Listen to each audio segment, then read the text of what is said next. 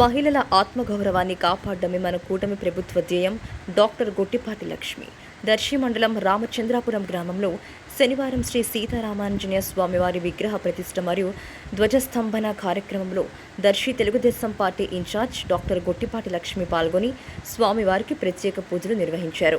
అనంతరం ఏర్పాటు చేసిన అన్నదాన కార్యక్రమాన్ని డాక్టర్ లక్ష్మి ప్రారంభించారు. మన మంచి ప్రభుత్వంలో మంచి ఆలోచనలతో మంచి కార్యక్రమాలతో ప్రజల హక్కులను కాపాడడమే లక్ష్యంగా ముందుకు వెళ్తున్నామన్నారు.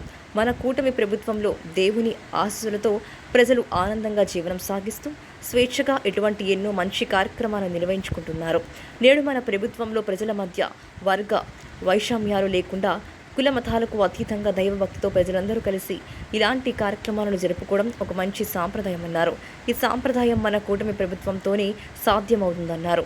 నేడు చూశారు మన ముఖ్యమంత్రి నారా చంద్రబాబు నాయుడు గారు ఒక నాయకుడిగా, ఒక పాలకుడిగా ఎలా మాట్లాడారో.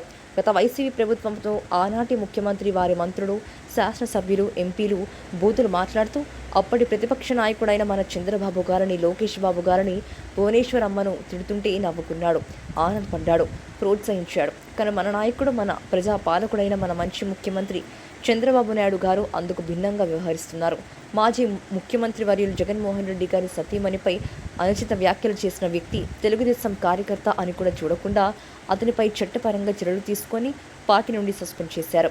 ఇది మన ప్రభుత్వం యొక్క పనితీరు. ప్రజలు బాగుండాలి, ప్రజాశ్రేయస్సే ధ్యేయంగా అభివృద్ధి సంక్షేమాన్ని ముందుకు తీసుకెళ్తూ మన ప్రజా ప్రభుత్వం ముందుకు సాగుతుంది. మన ప్రభుత్వాన్ని ఆదరించండి, అభివృద్ధికి సహకరించండి. దర్శి ప్రాంతంలో అభివృద్ధి కార్యక్రమాలను ముందుకు తీసుకెళ్తున్నాం. మీ అందరి ఆడపడుచుగా, మీ అందరి ఆడబిడ్డగా దర్శి ప్రాంతాన్ని అభివృద్ధి ప్రాంతంగా మారుస్తానని ఈ సందర్భంగా మరోసారి మాట ఇస్తున్నారు.